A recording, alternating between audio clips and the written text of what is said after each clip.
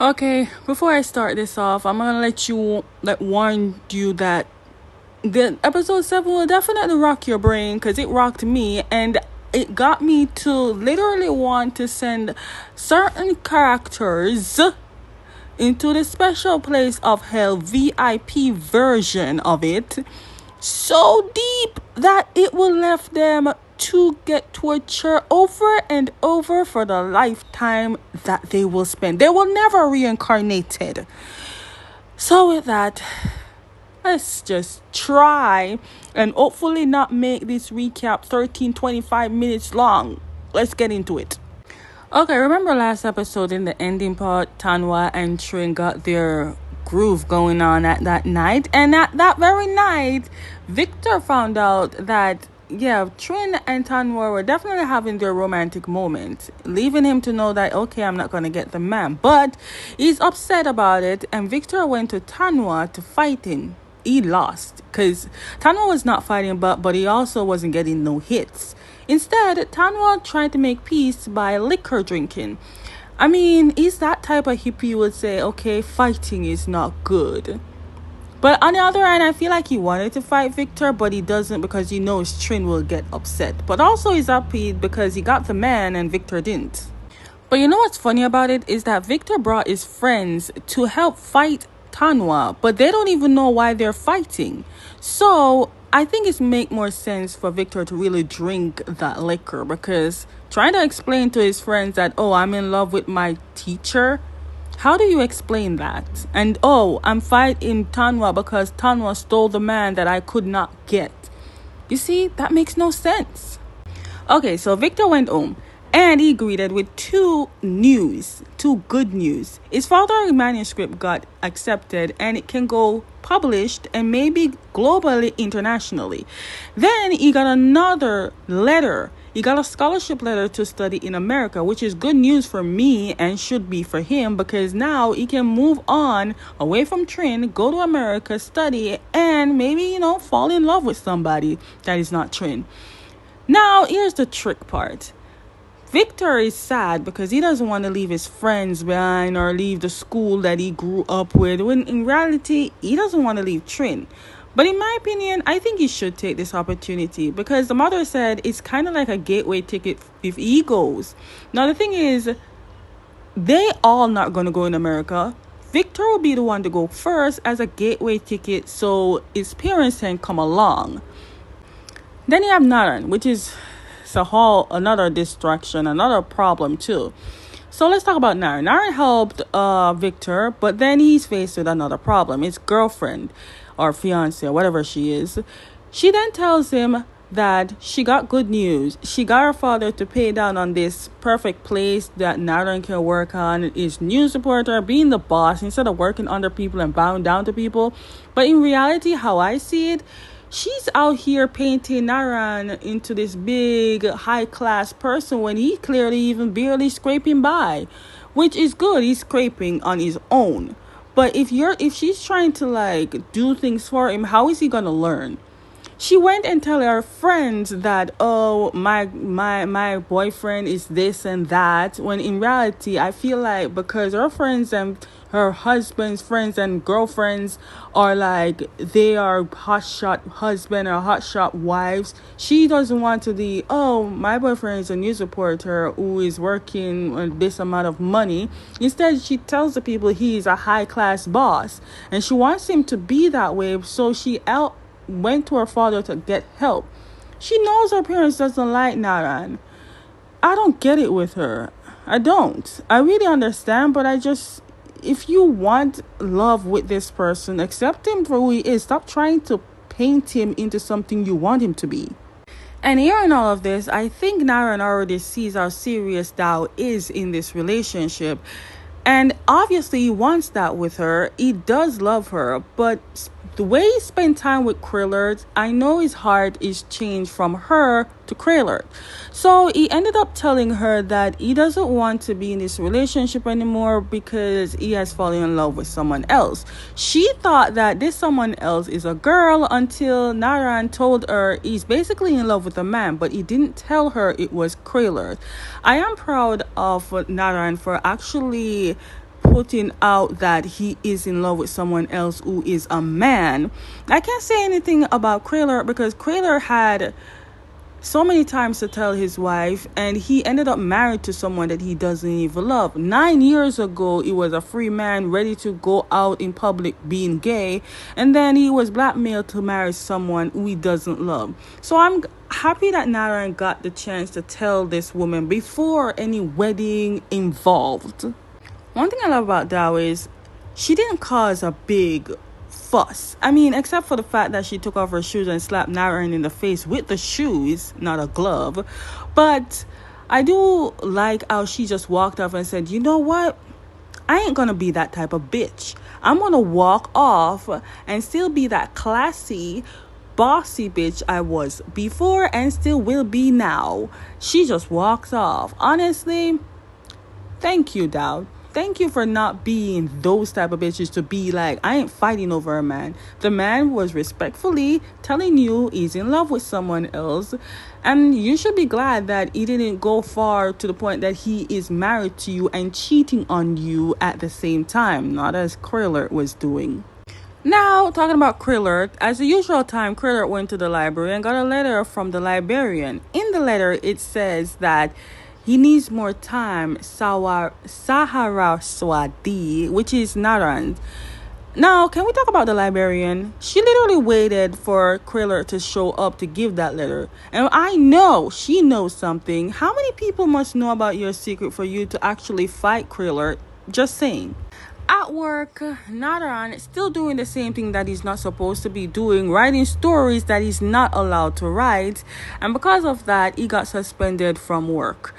This is the one thing that his girlfriend was trying to say, that instead of bowing down to people, he can be his own boss, write what he wants to write. But there's a catch. I feel like the certain things that Nadaran is writing, it's like gonna be a lawsuit. Can you imagine being sued by someone that you're writing about? It's a big risk. That's why when you're doing reports and stuff like that, you have to be careful who you're writing about or what you're writing about, because it can definitely cost you your job or your life. Meanwhile, everyone is going through their crises. You have these two lovey-dovey kissing up and making out all day long. At this point, from episode 1 to now, I've never seen Tanwa try to put out fights, like try to do something. It's always he's smoking marijuana or chilling, drinking, or just beyond sleeping. He's the type of person that doesn't want to get involved in anything that doesn't have to deal with him, even though technically some of it kind of can deal with him, but he doesn't want to. I mean, his father is involved with every shitful thing that's going on. Can we talk about the BJ scene? Because I see what they were doing. They were like, in Kin Porch in the helicopter scene, Porch was giving Kin some serious BJ, so why not Tanwa give it to Trin? I mean, slowly but surely you see one or two scenes from Kin Porch slowly being adapted in Shine. And then we have another one, the croissant. Now, for the true Kin Porch lovers, they would know there's a bread scene. Even though we wouldn't say it's a bread they're eating, it's a croissant. But wouldn't the croissant classified in the category of bread? I'm trying my best not to go to too much details, but this is probably my last detailing. But this guy was in the shop the entire day that Trin and Tanwa was in there, and they didn't even see him because they were too busy boom chicka bang banging and having their little lovey-dovey spot. As he would say, love is blind. This motherfucker, this is the man that I'm talking about, because he got a special place in hell. VIP in hell. Because when I see you, dude, on sight. Anyways, this man is talking to Krayler and Vader, because Vader is always with Krayler, saying that the protesters are getting out of hand and he needs Krayler to handle it. But how he wants Krayler to handle it is to killing these people. Krayler doesn't want to kill them. They are students, but overall, he doesn't want to settle the whole thing by killing because it will cause more war. Krayler said to the man that he will handle it. The man looked at Krayler and said, okay, you can handle it, but if you cannot handle it, then he will settle it for himself. After Krayler and Vera left, though, The man indicated to one of the soldiers, basically letting him follow Kraylor and Vera. But then there's this other soldier over there that kind of reminds me of Vera because he looks so innocent in this, but he can't say anything. Dude was the devil in reincarnation, because how are you telling this man that he should let Craddock handle it, and if he doesn't then he will do it? Clearly you wanted to kill people. Like, how does someone wake up one day, grow up, and say I want to be in the army and got satisfied with killing people? Make it make sense. Turns out it was a little plan. Vera and Kraylor was in there, and they brought a recording and taped every conversation that man did, and they were planning to use it against him, like bringing it somewhere else to blackmail, or maybe literally uncover the truth to the old society. Now this tape recorder was entrusted in Vera, and Vera is supposed to meet somebody that he trusts that could actually publish this to the whole media. Kraylor told Vera to be careful because he's going in alone, and I too want him to be careful too. What I do not like is that Kraylor could have gone with him. Meanwhile, we see Nara with the other students talking about what they were going to do at the protesting, because yes, they're going to do a protest to literally tell the people what the society in Thailand is up to, because right now Naran doesn't really have much of a work, so he has a lot of free time. But Victor is there with them. And everyone wants Victor to lay low because he has to leave the Highland to go to America in a couple of days. But Victor wants to stay and put justice and wants to put a name for himself. Honestly, at that time, you would have listened to somebody. The boy had a future. Okay, I'm spoiling it. Give me a second. Back at the music place with Tanwa, Tanwa's father came to visit and basically came to warn Tanwa to not to go anywhere near the protesting area because it's not safe. The motherfucker didn't even tell him why it's not safe. He just said, don't go there because it's not safe. Now, Tanwa actually said he won't go, but seeing his father and looking into the eye, you can tell something serious is happening, because the father went all the way to come to him, which is something he doesn't normally do. He knows that his father doesn't like to be around him, but he also knows how caring he is of him. So for him to really come to him and tell him, don't go to the protesting because something bad will happen, obviously something serious will happen. Like, something serious will happen. I don't like this about higher ups. You know what's gonna happen. At least tell the society, yo, this is gonna happen. Don't sugarcoat it and hide it from us, and then later down when it happens, we have to use our brain to say, oh, they knew. After Tanwa's father left, he left 3 bodyguards with Tanwa. Tanwa looked at the bodyguard and paid them. He is basically paying them so he can go somewhere. The bodyguard already figured that that's where he wants to go. He knows who he's going to. But the bodyguard also said that he can do that, but he must not go where the protesters are. And they're there to actually let him know that he's not to go. Or if he does go, they would have to force themselves to get Tanwa back. So the money didn't really stretch that far. So Tanwa went to the school trying to find Trin to basically warn him about the protesting. He ended up meeting Victor. He saw the posters and asked Victor if he's planning to do the protesting, and Victor said yes. Tanwa does not like Victor, but he is a man that knows that Trin adores Victor. So he tells Victor not to go to the protesting because he knows something bad will happen. Victor took that as initiative to say that maybe because Tanwa doesn't like him, he's trying to push him away from what he wants. Victor looked at Tanwa and said, you're one of those higher ups trying to pretend that something bad is going to happen by letting the people not to go to this place, but technically there's nothing bad going to happen. But in reality, there was something bad. It's just that Tanwa doesn't know how bad this is going to be. He just knows it's going to be bad, and he's trying to warn Victor, and Victor is too freaking stupid, not really stupid, but too stubborn to know because of his hate for Tanwa. Now, Tanwa noticed already that Trin is not at the university, so he went to the next bed, his house. When Tanwa reached to the house, he saw that Trin is talking to his uncle. Now, Kraylor wanted to originally send Trin far away from the protesting, so he gave Trin a task. But seeing that Tanwa is at the house, literally wants to take Trin away. Krillard is not dumb. He got the message, because why would the son of the other political guy wanted to do anything to his nephew? So he'll end up letting him go. Meanwhile, Krillard is at the area where the protesting is going to be, because he knows his higher up boss has someone hiding somewhere that might cause a drama. We have Vera, who's supposed to meet up with somebody to give him the table carding. He ended up going back to the office because he was cornered by the boss, and now the boss is blackmailing him with the very notes that he wrote to himself. I don't even know how he got the book and the drawing of Quiller's wife, because now he's blackmailing Vera, saying that, oh, you fall in love with your superior's wife. And does the superior wife know? No, bitch. He ended up saying, no, I don't think the superior Krillard knows, because he knows that Krillard is gay. And now he's trying to blackmail Vera to do something.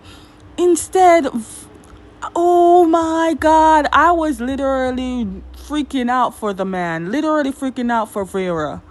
Vera literally on his knees begging this motherfucker to literally spare Krillard and his wife, because Vera knows that Krillard doesn't love his wife. Vera knows about his secret that Krillard is gay. Vera knows everything because Vera's been with Krillard for a very long time. But the fact that Vera is literally on his knees begging for Krillard, I was like, bitch, worry about your motherfucking self, please. For once, I was crying for this man, and I still am, because he's literally giving up a lot for one man that is not even...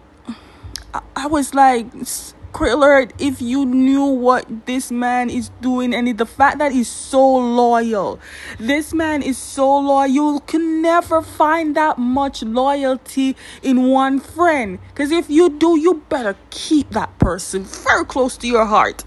You know what's the sad thing about this? I know Vera doesn't even like this man, but to save Krillard and his relationship and his secret, Vera gave the man the recording that they took, that he's supposed to use just to save Krillard and his wife, just for his secret to not go out. Like, dude, what about you? Like, dude, I was like, no, please don't do anything to this man. Let him go free. He's just an innocent man in this. Please don't. I was, oh, I'm done. I don't even want to go further, because, oh my God. This is the part that I feel for Trin, because when Trin was spending the whole day, because it's night now, the whole day with Tanwa, trying to flirt and about to have sex, Tanwa revealed to Trin that he can't hold it in anymore. He tells Trin that Victor is at the protesting. After hearing that Trin was talking great about Victor and how he has a promising future, Tanwa tells Trin that Victor is at the protesting and some shit is gonna go down at the protesting. After Trin, Nada, and Krillard is at the protesting, Victor was there, but he's among the crowd, because now the crowd was all hyped up, and that exact moment was that perfect moment. One of the undercover people that was working for the cigar evil looking man that had a special place in hell started firing. Now, I don't think he fired at anyone. He just fired in the ear. I'm not sure if anyone got killed, but he fired, and it caused people to move all around the place, leaving everyone to not know who the shooters were, because remember, Krillard was there with his men, and they both have guns. So we're not sure if it's among Krillard's men or someone else. We just know someone had a gun. Then when everyone got little bit of people, I can't even have English in my mouth, we see Krillard literally talking to another guy, saying that some protester, we saw Victor on the ground. They killed freaking Victor for what? I don't know. And they placed a gun beside Victor, making it look like it was him that caused it. Like, I cannot... Dude, he was about to leave America. If he would have just stayed home and would have just stayed home, followed Tanwa, followed everyone that said, dude, don't go to the protest, stay home. You had something, Victor.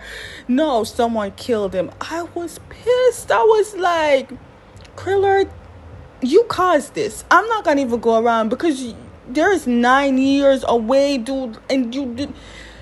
If you don't get this man and kill that man, that means season 2. And if season 2, then somebody else is gonna die, and it's not gonna be. After Victor's death, Trin went to Tanwa and punched him and cursed him, basically blaming him for Victor's death, when clearly Trin doesn't know that Tanwa was the very first one to actually try to warn Victor to go home. Even though he didn't know what the whole problem is gonna cause, he knew there was gonna be trouble, and instead he tried to warn Victor. He did. He didn't like Victor, but he tried.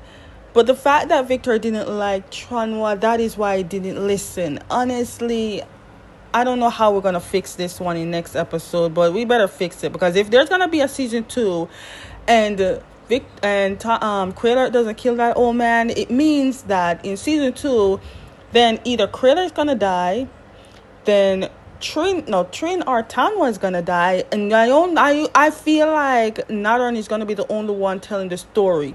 He's the only publisher I know. Then Naran went to Victor's family to break the news of Victor's death.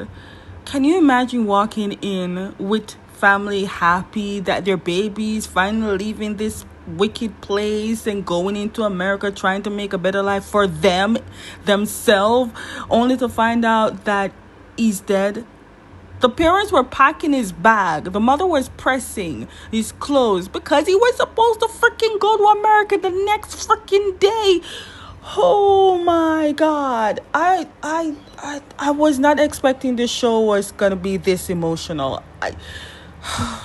Not only the family member felt the pain, but Trin felt the pain for losing Victor, because Victor is someone that Trin wanted to be. Victor was a brave person, not afraid to show himself in front of people, in front of the very world that go against who he believed himself to be.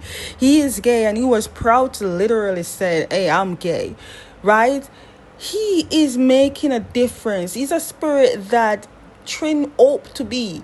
And the fact that that person is gone, what the frig, man? What the frig? That person's like a little brother to Trin, and he lost that one person. Then we have Tanwa, who followed Trin and saw Trin crying. And this is the face of a man that regrets life, that regrets everything, that blames himself for Victor's death. And it's not even your fault, Tanwa. You tried to warn Victor and Victor didn't listen. It is not your fault of Victor's death. We would not blame you. What we would blame is those damn higher up people who wants to kill for fun. Honestly, this episode, Apple and Mal acted great. They did great. Gang ma. They did so good. This is the part that fucked up my brain because I don't even know if I can continue this recap. A comrade went to Krillard and said, we found Vera. I was like, okay, but how you make it look like that? You found Vera. And then Krillard went to a room and saw Vera's dead body. The man defended you till the very last breath.